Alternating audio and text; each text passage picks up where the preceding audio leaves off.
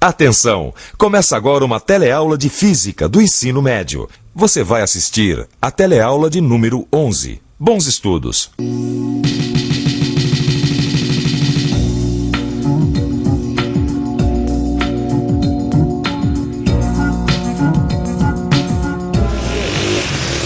No corre-corre de todo dia, muitas vezes a gente não tem tempo de prestar atenção nas coisas. Você já reparou, por exemplo, como uma coisa aparentemente simples, como o movimento de rotação, faz parte do nosso dia a dia?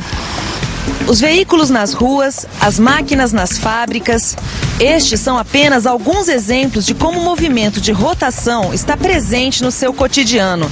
Até o nosso querido planeta mantém constante a inclinação do seu eixo, graças ao seu movimento de rotação.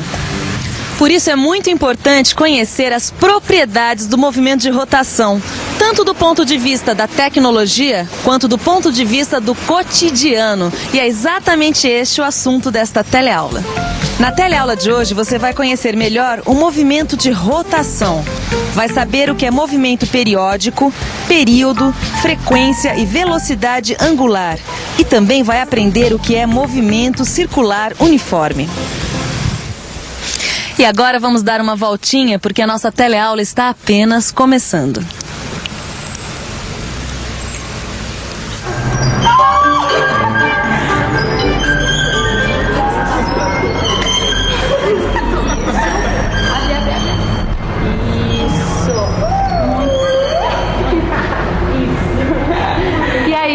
Gostou da experiência? Adorei, fiquei tontinha, mas foi super divertido.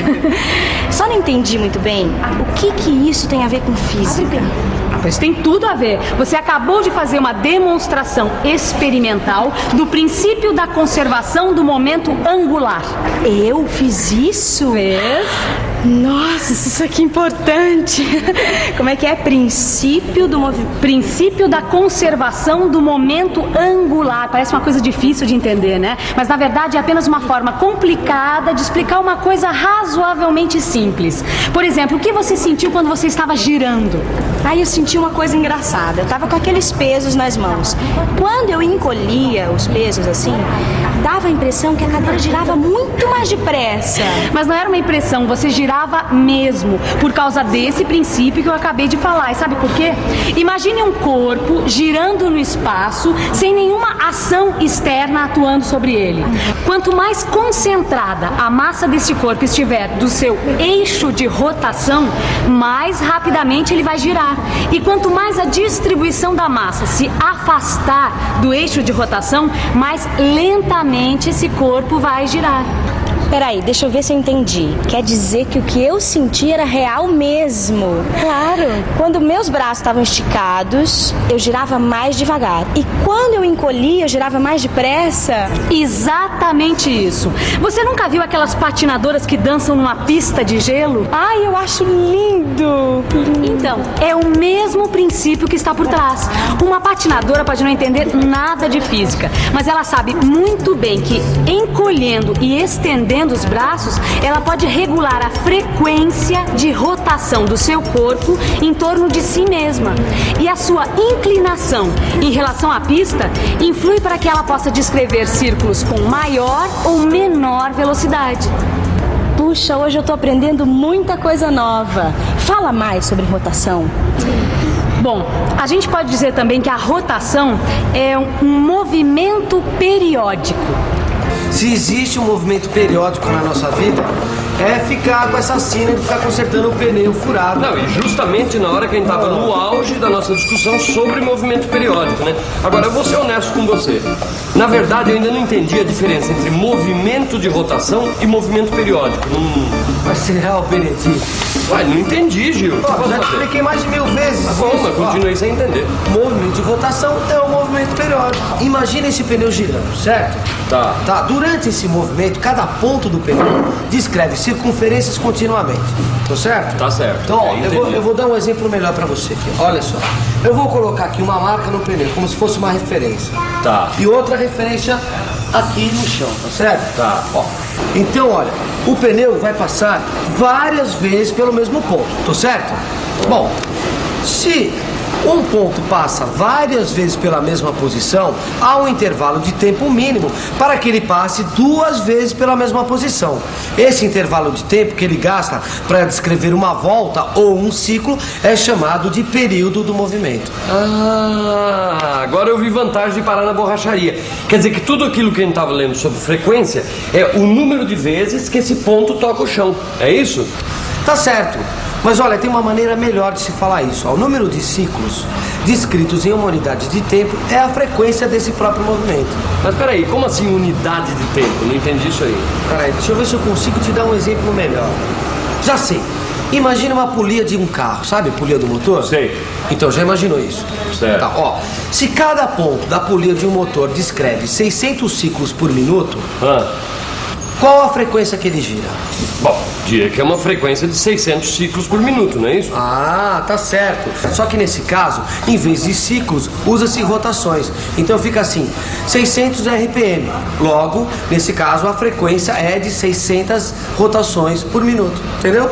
Tá certo. A frequência de um motor do carro é medida assim, né? Pelo menos tem um relógio lá dentro marcando RPM, Exato. rotações por minuto. Mas e se em vez da gente calcular a frequência em rotações por minuto, se a gente resolvesse usar, por exemplo, o Sistema Internacional de Unidades? Não teria problema algum, Rosinha. Só que aí a unidade de tempo seria o segundo. Então, se a polia de um motor gira com uma frequência de 600 ciclos por minuto, se nós adotarmos o Sistema Internacional de Unidades, essa polia vai descrever 600 ciclos em 60 segundos, certo? Então, para calcular, para achar a frequência, é só fazer o cálculo de 600 ciclos dividido por 60 segundos, que vai dar 10 ciclos por segundo. E essa unidade, ciclos por segundo, é chamada de Hertz. E o símbolo é H maiúsculo e Z minúsculo. Então quer dizer que a frequência daquela polia no SI seria 10 Hz. Exatamente, é fácil, não é? E é fácil também ver que 1 Hz é igual a 60 rotações por minuto. Mas tem uma outra coisa que eu não entendo muito bem nessa história de rotação. É a tal da velocidade angular. Mas também não é complicado, quer ver? Imagine um disco que está girando.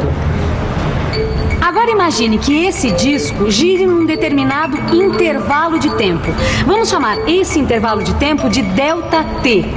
Neste intervalo, os raios descrevem ou varrem um determinado ângulo ΔΦ. A relação entre esse ângulo e o tempo que foi gasto para descrevê-lo é a velocidade angular do disco. Este é o símbolo para a velocidade angular. E a gente pode expressar isso matematicamente dessa forma. Ômega é igual a ΔΦ sobre ΔT. Você já reparou que em física, muitas vezes um termo que parece bastante complicado pode ser observado com muita facilidade no nosso dia a dia? Quer ver um exemplo? Oi, por favor, o que é movimento circular uniforme? Não, eu não sei. Alguma coisa que está movimentando. Circular, circulando e uniforme, não sei. Ele é igual no geral. Um movimento que não varia? É todo movimento que gira em torno de um círculo na mesma velocidade. É um movimento em círculo, onde a velocidade é constante. Mas o próprio nome, Movimento Circular Uniforme, o MCU, já dá uma dica do que está por trás desse conceito. Agora é só usar um pouco de imaginação. Imagine então um disco girando com velocidade angular constante. Você já viu que a frequência e o período serão também constantes. Aí, neste caso, cada ponto desse disco descreve um movimento circular uniforme. Use mais a imaginação e pense que uma formiguinha esteja sobre esse disco. Você vai estar vendo a formiga descrever um movimento circular uniforme. Ô Gil, eu só não entendi uma coisa. Essa tal da velocidade angular que você está falando é a mesma velocidade que a gente já estudou em outros movimentos, ou não? Não, olha, a velocidade angular é a velocidade em que um ângulo é descrito. A outra velocidade é a velocidade de um ponto, que pode ser chamada velocidade V, sem sobrenome, entendeu? Pois olha, quando o ponto está em movimento, ele percorre distâncias em um espaço de tempo, então ele também tem velocidade. Ah, então agora eu percebi um negócio. Vê se está certo o meu raciocínio. Se a gente resolver calcular o valor da velocidade V de um ponto, vamos dizer, essa marca que você fez com o giz aqui no pneu, com movimento circular uniforme, a gente vai encontrar sempre o mesmo resultado, é isso? É isso aí, porque o ponto percorre distâncias iguais em tempos iguais. Em cada ciclo, o percurso vai ser sempre o mesmo, o comprimento da circunferência. Então, o tempo gasto para percorrê-la também vai ser o mesmo, pois nesse caso, o tempo é o período, e o período no movimento circular uniforme é constante. Quer dizer que o período no movimento circular uniforme é constante? É, o período é constante, mas a velocidade não. A velocidade não é constante? Não. Isso é novidade pra mim, hein? É verdade. A velocidade de um ponto que descreve um movimento circular uniforme apresenta características ainda não vistas até aqui. Apesar de ter sempre o mesmo valor numérico, essa velocidade não é constante porque sua direção e sentido variam continuamente. Observe que em A velocidade está orientada da direita para a esquerda. Em B, de cima para baixo. Em C, da esquerda para a direita. E em D, de baixo para cima. A direção e sentido da velocidade variam em cada ponto. Para isso é necessário uma aceleração orientada para o centro da circunferência, uma aceleração centrípeta. Aceleração centrípeta. Bem, se é centrípeta é porque ela está orientada para o centro da circunferência, certo? É isso aí. Por isso, se um automóvel faz uma curva circular com velocidade constante, ele vai estar acelerando, o que não aconteceria se ele estivesse em linha reta. Mas essa aceleração não vai alterar o valor numérico da velocidade. Ela só contribui para o automóvel fazer a curva, mudando sua direção. Isso lembra uma lei de Newton que tem relação direta com o movimento circular uniforme. Lei de Newton? Mas qual delas? Na verdade, das 3 leis de Newton, 2 têm relação direta com o movimento circular uniforme. Uma delas afirma o seguinte: para que um corpo tenha velocidade constante em trajetória retilínea, a força resultante sobre ela deve ser nula. Como no movimento circular uniforme, a trajetória não é retilínea, já saquei. A força resultante não é nula. Certo. A outra lei estabelece uma relação entre força resultante e aceleração. Se a força resultante é proporcional à aceleração, existindo aceleração, existe a força resultante. Daí, o que você pode deduzir disso? Bem, deixa eu pensar um pouco. Vamos pensar um pouco. Bom, eu já sei que a força resultante é proporcional à aceleração. Existindo a aceleração, existe força resultante. E se a aceleração é centrípeta, ou seja, orientada para dentro, a força resultante também será orientada para o centro da circunferência. Isso mesmo, a força resultante também é uma força centrípeta. É isso aí. É importante saber que a força centrípeta é a resultante de todas as forças que agem sobre um corpo. Pode ser o próprio peso do corpo, ou a força de atrito entre o corpo e o plano, e muitas outras coisas. Para você ter uma ideia de como a física está presente no nosso dia a dia, saiba que as curvas de uma estrada mal construída, ou seja, as curvas de uma estrada sem a inclinação adequada, são as responsáveis por muitos acidentes. Por isso que as pistas dos autódromos, as boas estradas e as boas avenidas têm as suas curvas inclinadas. Isso é feito para que os motoristas não dependam apenas do atrito para fazer a curva. Assim, a reação da pista sobre o veículo é inclinada, o que ajuda a aumentar o valor da força resultante que exerce o papel de força centrípeta. Se não fosse assim, o motorista só poderia contar com a força de atrito na hora que fosse fazer as curvas. Neste e muitos outros casos, o conhecimento das leis físicas do movimento de rotação é fundamental. Você sabia, por exemplo, que a maioria das máquinas domésticas e industriais tem a base do seu funcionamento no movimento de rotação? Mas isso fica para um outro dia, porque agora nós vamos dar mais uma voltinha e voltar para o começo da teleaula para fazer a revisão. E atenção, se liga aí que é hora da revisão. Na teleaula de hoje, você conheceu os vários aspectos do movimento de rotação. Viu que o movimento de rotação é um movimento periódico e conheceu os conceitos de período e frequência. Aprendeu sobre o movimento circular uniforme e sua lei angular.